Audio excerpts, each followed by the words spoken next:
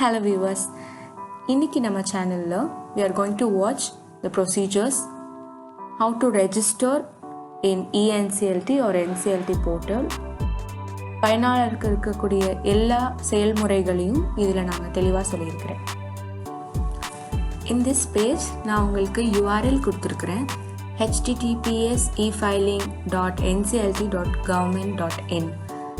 இந்த link press பண்ணிங்கன்னா உங்களுக்கு டைரெக்டாக வெப்பேஜ் ஓப்பன் ஆகும்.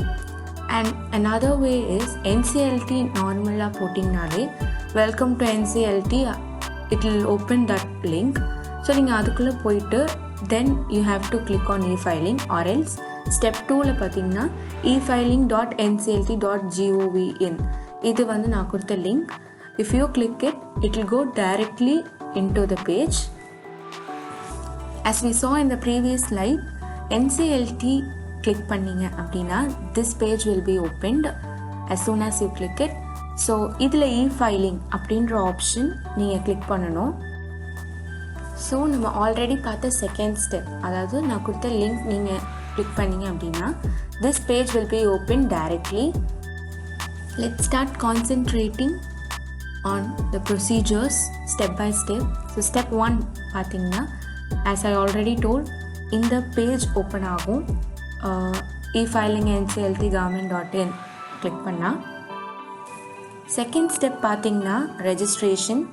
ஸோ நீங்கள் ஆல்ரெடி யூஸ் பண்ணிக்கிட்டு இருக்கிற ஒரு பயனாளராக இருந்தீங்க அப்படின்னாக்க you can use user login. So user name, password, captcha போட்டுட்டு you can login and you can use. Or else if you are new user, நீங்கள் புதுசாக பதிவு பண்ணுறீங்க அப்படின்னா லெஃப்ட் சைட் இருக்கக்கூடிய register, click on the register link. Third step பார்த்தீங்கன்னா registration click பண்ணதுக்கப்புறமா இந்த மாதிரி ஒரு பாக்ஸ் ஓப்பன் ஆகும். ஸோ பதிவு பண்ணுறவங்க அவங்க என்ன மாதிரி ஒரு பயனாளர், அவங்க ஒரு அட்வொகேட்டா இல்லை ஒரு அக்கௌண்டன்ட் இல்லை ஒரு கம்பெனியோட செக்ரட்டரியா, அந்த மாதிரி அந்த பயனாளர் have to click in this. இப்போ ஃபோர்த் ஸ்டெப் பார்த்தீங்கன்னாக்க filing required user details for creating user ID, அதாவது பயனாளருக்கு இருக்கிற தனியான ஐடி கிரியேட் பண்ணுறதுக்கான ஒரு வேலை தான். So name, mobile number, address, district இது எல்லாமே நம்ம பதிவு பண்ணியிருக்கணும். முக்கியமாக மொபைல் நம்பர் ஒரு ஆத்தென்டிகேட்டிவ் மொபைல் நம்பராக இருக்கணும் and OTP will be sent to that mobile number. So next step பார்த்தீங்கன்னா பார் ஐடிஸ். இஃப் அட்வொகேட்னா பார் ஐடிஸ் அவங்க இதில் பதிவு பண்ணியிருக்கணும். இஃப் கம்பெனி செக்ரட்டரிஸ்னால் அவங்க ICSI நம்பர்ஸ் பதிவு பண்ணியிருக்கணும். இல்லாட்டி ஒரு இண்டிவிஜுவலுக்கு கவர்மெண்ட் இஷ்யூ பண்ண எந்த ஒரு ஐடியா இருந்தாலும் அதை அவங்க இதில் பதிவு பண்ணியிருக்கணும். சிக்ஸ்த் ப்ரொசீஜர் என்னன்னு பார்த்தீங்கன்னா யூனிக் ஐடி கொடுக்கணும். அந்த பயனாளர் பதிவு பண்ணுறப்போ அவங்களுக்குன்னு இருக்கிற ஒரு டாக்குமெண்ட், ஒரு வேலிட் டாக்குமெண்ட்டை இந்த ஃபார்ம் கூட அட்டாச் பண்ணியிருக்கணும். அந்த டாக்குமெண்ட் PDF மெத்தடில் தான் இருக்கணும். So after finishing all these procedures click to proceed login. So நீங்கள் லாகின் கிளிக் பண்ணதுக்கப்புறம் திருப்பி ஸ்டார்டிங்கில் இருக்கிற மெயின் பேஜ்க்கு போகும். மெயின் பேஜ்க்கு போயிட்டு user name, password and captcha கேட்டுட்டு then you have to log in into the screen. So 8th procedure என்னன்னு பார்த்தீங்கன்னா you have to click to the NCLT bar. ரெண்டு உங்களுக்கு ஓப்பன் ஆகும், 2 பார் ஓப்பன் ஆகுது. NCLT Appellate Tribunal and Company Law Tribunal. You have to click to the NCLT. 9th ஸ்டெப்பில் disclaimer open ஆகுது. பயனாளர் இதை click to agree கொடுத்துட்டு கண்டினியூ கொடுக்கணும்.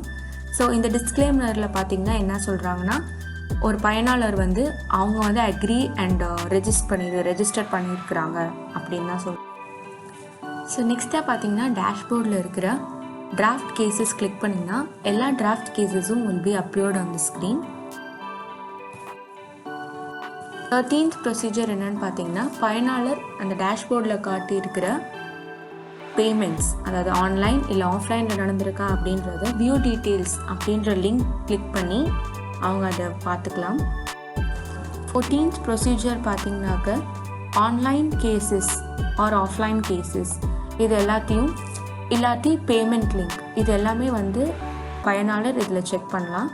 So status of the case, listening date, purpose and orders uploaded இது எல்லாத்தையும் இவங்க petitioner 1 இல்லை பெட்டிஷனர் 2 மூலியமாக கிளிக் பண்ணி டீட்டெயில்ஸ் அவங்க செக் பண்ணிக்கலாம்.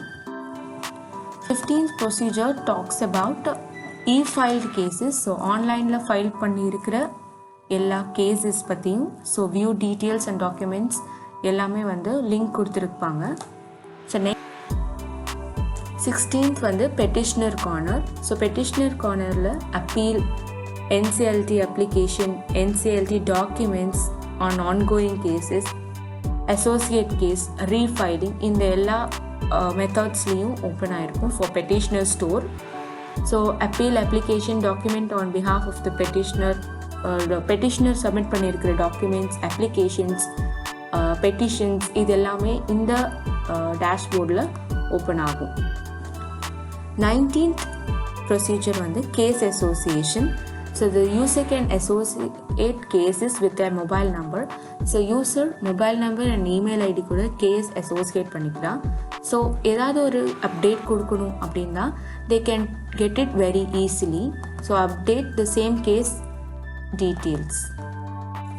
28th ஸ்லைடில் பார்த்தீங்கன்னா கேஸ் அசோசியேஷன் பற்றி பார்க்குறோம். பயனாளர் அவங்க எந்த மாதிரி கேஸ் டைப் கொடுத்துருக்குறாங்க, case number, location and year, இது எல்லாத்தையும் அவங்க குறிப்பிட்டாங்க அப்படின்னாக்க கேஸ் ஓப்பன் ஆகும், கேஸ் டாக்குமெண்ட் ஓப்பன் ஆகும். ஸோ நம்பர் கொடுத்துருக்கணும், அந்த நம்பர் எந்த நம்பரோட அசோசியேட் ஆகிருக்குது அப்படின்ற நம்பர் அவங்க கொடுக்கணும். லாஸ்ட்டாக பார்த்தீங்கன்னா எடிட், இஃப் வந்து பயனாளர் அவங்களுடைய டாக்குமெண்ட்டில் இல்லை கேஸ் ஹிஸ்ட்ரி எதனாவது டாக்குமெண்ட்ஸில் they want to change something, they want to edit, remove, நீக்கணும், இல்லைன்னா அவங்க எதனாவது சேர்க்கணும் அப்படின்னா they should click this option to do this.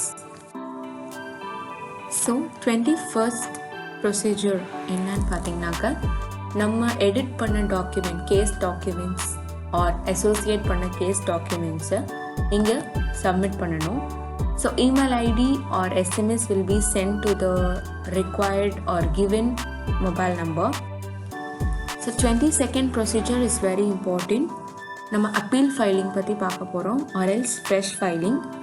So எந்த ஒரு petition கொடுக்கணுன்னாலும் they should click the fresh filing option on the left side of the dashboard.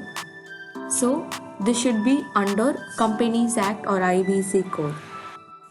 இப்போ நம்ம 23rd ப்ரொசீஜருக்கு move ஆகிறோம். So this is the basic details to be filed upon. First, பயனாளர் NCLT location கொடுத்துருக்கணும்.